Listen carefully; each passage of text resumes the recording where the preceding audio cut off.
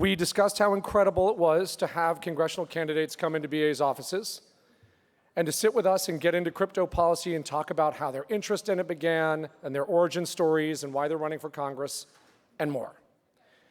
And they are part of an energized cohort that will enter Congress with optimism and force, and we could not be more excited. Congressman-elect, some of you met him last night, Suhas Subramanyam, will be a House Democrat representing Virginia's 10th District, and Congressman-elect Addison McDowell is an incoming House Republican from North Carolina. Joining them from DCG is Julie Stitzel. Guys, come on up.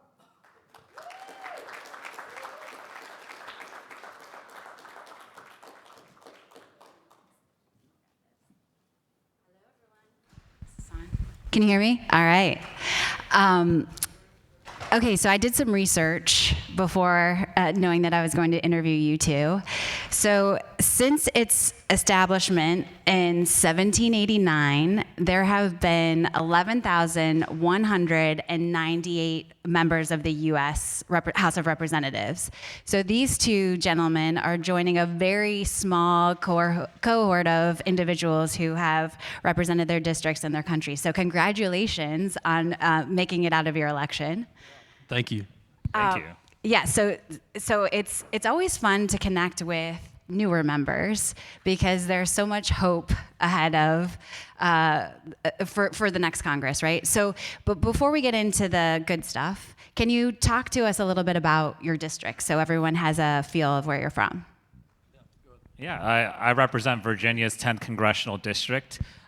All your baby pictures that go through my district, 70% of the internet goes through Loudoun County, which has all the data centers. And so you also probably know it through Dulles Airport if you've ever flown in. If you ever have a layover and want to hang out, let me know. I lived close by in Ashburn. And then we have beautiful green spaces like Rappahannock and Fauquier County, a lot of small farmers, and then Prince William County as well with our rural crescent. So it's a beautiful district. Come out here, drink with me, have some wine with me, and I look forward to hosting all of you. I also want to give a shout out to Miranda. Where's Miranda? The Congressman-elect's wife. Thanks for being with us today. Okay, go ahead. Thanks for letting me run. So my district is a lot of old mill towns that kind of got hammered by NAFTA and have kind of had to rely on innovation to come back. But it's rural, and it goes from Greensboro down to the Charlotte area. But it's heavy in the transportation space, and then it's got a lot of ag, that sort of thing in it as well. So both of you have been staff, right? Both of you have been on the other side. What is it like to now be the member? The craziest thing is that I don't have to go through security anymore. I mean, the first time I did that, my chief of staff looked at me and he's just like, "You enjoyed that, didn't you?" I was like, "Yeah, that was crazy." They just let me right in. But it's very surreal. And I've got a lot of love for the institution that we're about to get sworn into. And, I think going from a staff to the member, you know a lot of the ins and outs that a lot of our colleagues don't know because they've never spent any time around the institution. But we know kind of maybe some of the things to do and not to do that I think are going to help both of us kind of start out a little bit ahead of our colleagues. Yeah, and I agree with a lot of what was just said. And I never thought that a guy like me would ever get elected to Congress, right? A guy named Suhas Subramanyam, did Northern Virginia, and so it is surreal. That's a great word for it. It's also I still got lost in the building, so there's still. I still get lost in the building. I know, right? So, yeah. But I also understand what it's like to be a staffer, and so I think hopefully my staff has a good experience just because I understand all the obstacles that they face, and mostly my job was to actually answer the mail, and so when people would mail our office or email our office, my job was to answer with the letters and call them back. And so, but I think that was a really good training for what's to come because I want to be someone who's really responsive to our district. And I think in the end, we talk about all the national issues, but this is really also about serving the people that we represent too. And so I'm excited for the opportunity. Have there been any surprises so far? Yeah, I mean, so far I feel like if people have asked me, do you feel overwhelmed? And I actually am surprised that I haven't felt overwhelmed. I think I kind of knew that I was going into a pretty hectic situation, but I've taken up meditation. I've tried to make sure that I have a calm mind throughout this process.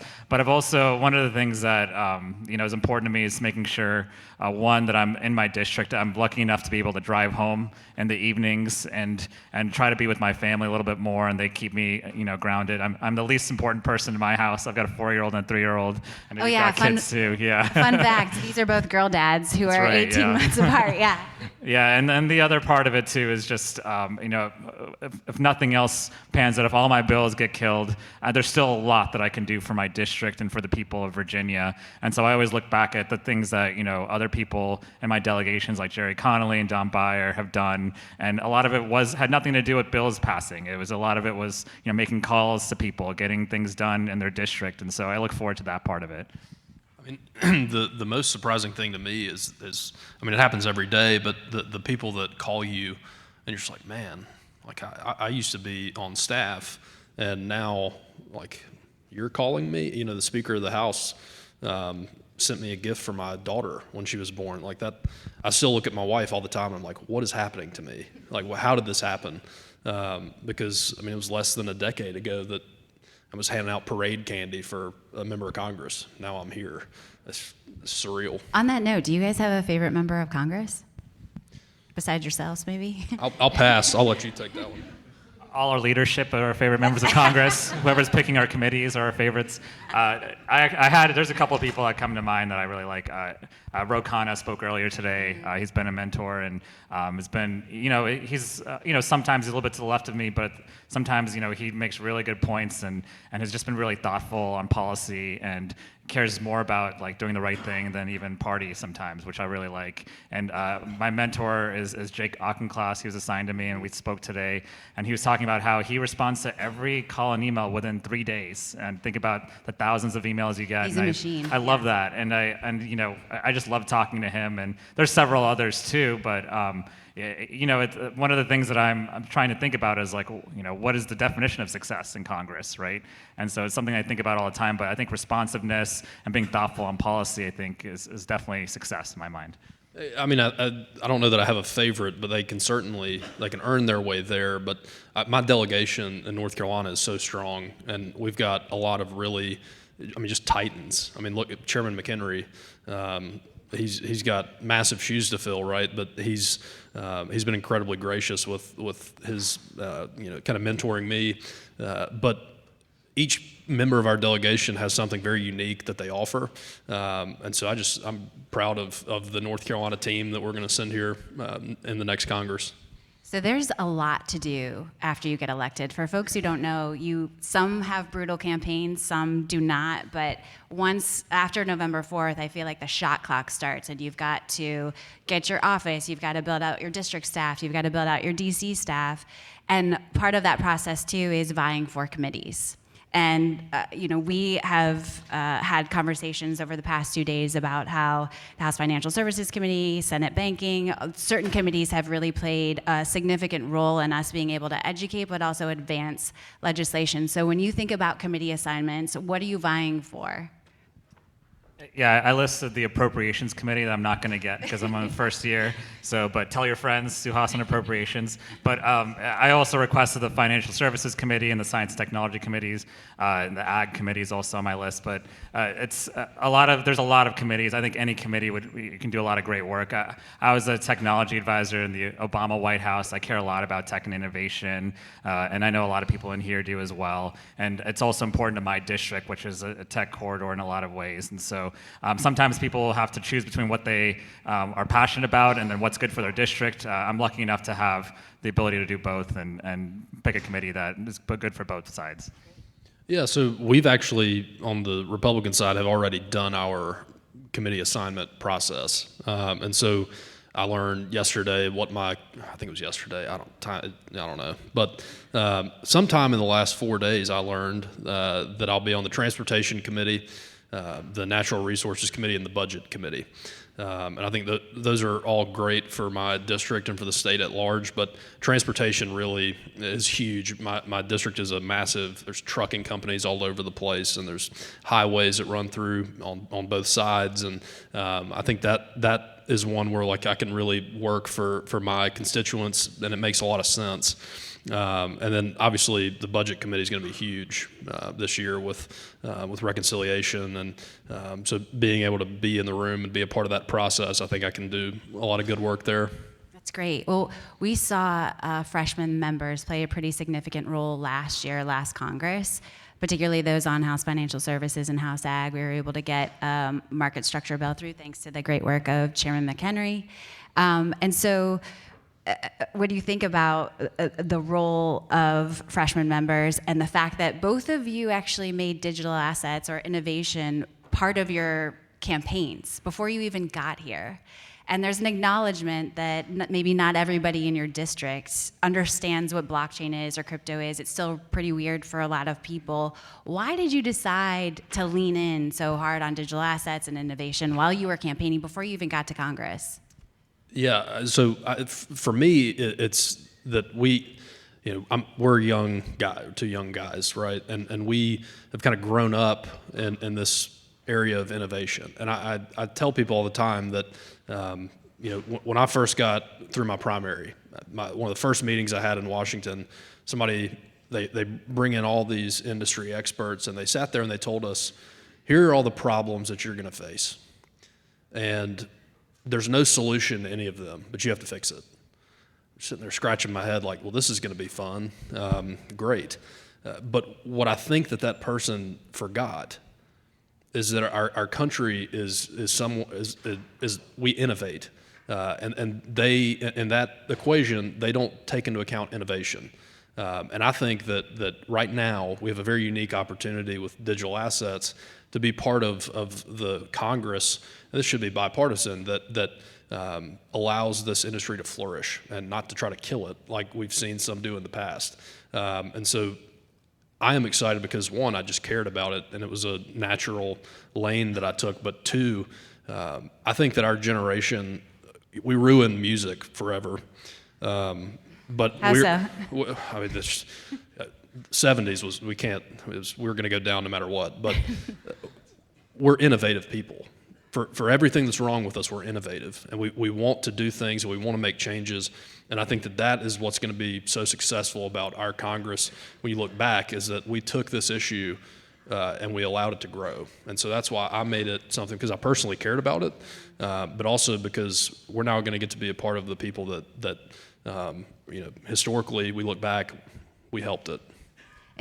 It's interesting that you said two young guys, because that's something that folks who are on the Hill advocating and educating pretty regularly. Whip Emmer was here yesterday, and he spoke, and he said, this is a nonpartisan issue. But one of the things I think we've teased out in those efforts to educate is a generational divide. And so we're really counting on you guys to educate your colleagues on this issue. But go ahead. Sorry, I didn't want to cut you off. Oh, no, my 3-year-old says I'm old, though, so I'm not sure. You're not old. Yeah. But no, I agree with what was said, and I also want to add that, some of our greatest achievements as a country came from technological innovation, right?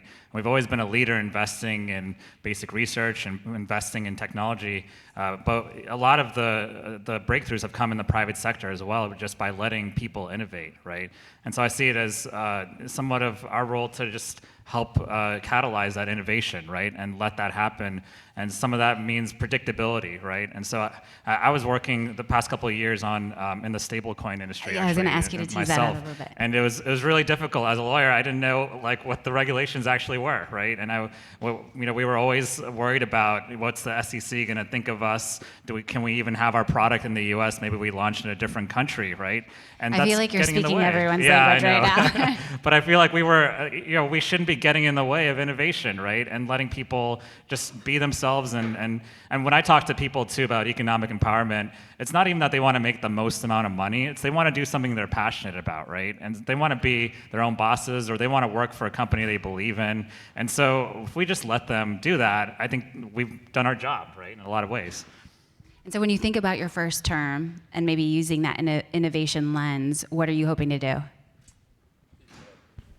Yeah, there's a laundry list, Yeah. but Well, I would just say generally, regardless, we make a lot about the committees that we're on, but in the end, I think each member of Congress can do a lot. And one of the things I wanted to do when I first started in the House of Delegates, for instance, I actually introduced a blockchain bill. It was one of my first bills on just trying to get the government to be open to this industry, as well as maybe even use it for their own services. And I even tried to talk to one state agency about accepting Bitcoin, and they were just mortified by the idea, right? But I'd like to see, it's not just this industry, just all industries, just try to see if we can get people less scared, right, of new technologies. AI is another one, and just try to be, yes, we have to regulate the bad behaviors. Yes, we have to look at the unintended consequences, but there's so much we can do, and I would rather us be a leader in that than see other countries take the leadership role and us following, right? So that's something that's really important to me. Yeah, and I agree. I think when we look back at the 119th Congress and the regulations that may come or may go away, I think the one thing to keep in mind, and something I hope that I do, that my office does, because right now what we have is a lot of regulators that are writing rules and that sort of thing that have no idea what they're talking about or what they're doing. And that, one, shouldn't happen. But two, we should include the industry. And we talked backstage a little bit about the misnomer that this is an industry that wants just to be the Wild West and to run amok. You don't want that.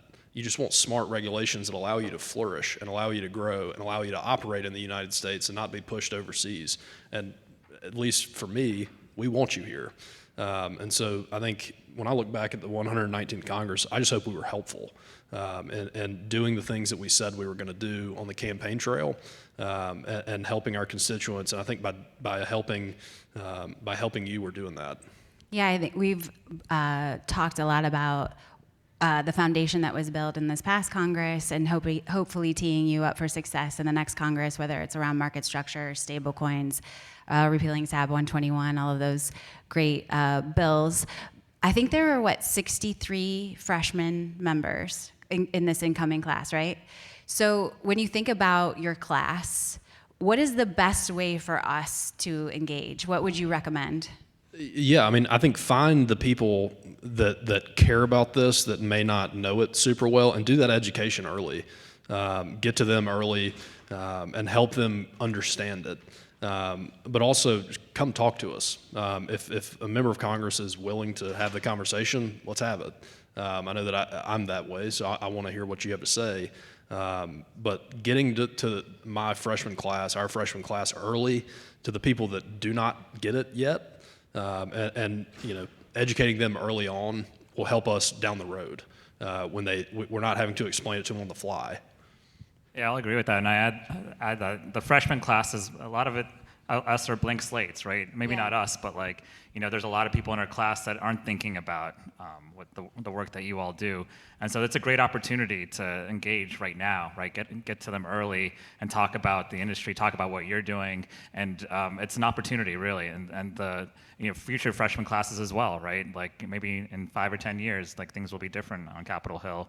The more we engage in new freshmen that are coming in or learning the industry. And you both had your respective orientations. How front and center was digital assets, innovation, in that process? Not much. Really? There was one question, I think Larry Summers talked to our class, Lawrence Summers talked to our class, and someone asked him, what do you think about crypto? And I think I'm not allowed to say what his answer it's was. fine. It was off the record. But yeah, I know that it really wasn't much. There was a 1-hour course on AI, though. And I think a lot of people are really interested in learning more about it. But maybe we can give them a 1-hour course on crypto and blockchain. Yeah, I didn't hear much about it at all outside of conversations that I had with my future colleagues, but it wasn't something that came up a ton. Maybe something we can do better. So you guys are going to be working with a pretty slim margin too, Republican and Democrat. So how are you planning to work across the aisle on issues? Well, yeah, I mean, I think when we can, we do, but one of the things that one of my bosses told me, and I've kept it kind of as a proverb of my own for a long time, is you do what you say you're going to do. And so, no one here, none of my colleagues can vote for me. People back home can. And so it's important to me that I do what I said I was going to do when I was campaigning, so that I tell the truth. And so when there are times I can be working in a bipartisan way, of course I'll do that. But I'm also very principled, and if I can't, I can't. Yeah, I was in the minority and the majority in the state legislature, and so I've seen both sides of it, worked with a Republican and a Democratic governor, and I found that, there's, guns and abortion, you're not going to agree, but there's so much other stuff that we do, and 90% of the stuff that we do, doesn't get news coverage. In fact, media is usually looking for conflict, right? So they don't want to report on the stuff where, it's 100-0, unanimous in this body. And so I always look at, there's no permanent friends and no permanent enemies. We go issue to issue. We obviously agree a lot on in this space. We may disagree on something else, but if you find common ground with people, it doesn't matter if they're a Democrat or Republican, you can get a lot done. Okay, last question, and it's a softball. What are you most looking forward to? Yeah, I mean, this is more of a personal answer for me, right? But the getting sworn in on the floor of the House holding my 2-year-old. That was what got me through the long 20-hour days during the primary, was the thought of getting to have her there on the floor of the House. My other daughter was at orientation. She's 2 months old, and my wife has already changed her diaper on the floor of the House, which when she started to do that, I was like, I don't think you can do that. And one of our colleagues looked at me and just said, you can do whatever you want now. I'm like, but so, I've really been looking forward to that, and I think being able to hold her and take the oath is just going to be really special. She may never care, and she certainly won't know what's going on. She's going to be looking around, probably running around, but I'm just so excited for that. It's a great story. Yeah. I've been in the state legislature the past 5 years complaining about Congress, so now I'm here. And so now I have that responsibility, but I'm excited actually to take on this challenge. 80% of the people that reached out to my state Senate office reached out to me about federal issues like immigration and Social Security, and the opportunity to be able to help them directly, to be able to make the calls to agencies for them, or go out of my way for them, is exciting to me. And I'm also an intellectually curious guy, and I love the idea of just having a new issue that you're learning about every day, maybe 3 or 4 new issues every day, and so that excites me as well. Well, I know that I speak for the room where we're very excited that you made it to Congress, and I hope you will consider the Blockchain Association, but also all of their member companies a resource, because I think you made this point. It's really important to maintain a line of sight into the technology so that when you hit the rulemaking or the legislative phase, you have people who also understand the technical aspects and that it's actually applicable and reasonable. So thank you for running. And thank you in advance for all of your support for all the legislation we care about next Congress. Thank you. All right, let's give them a round of applause.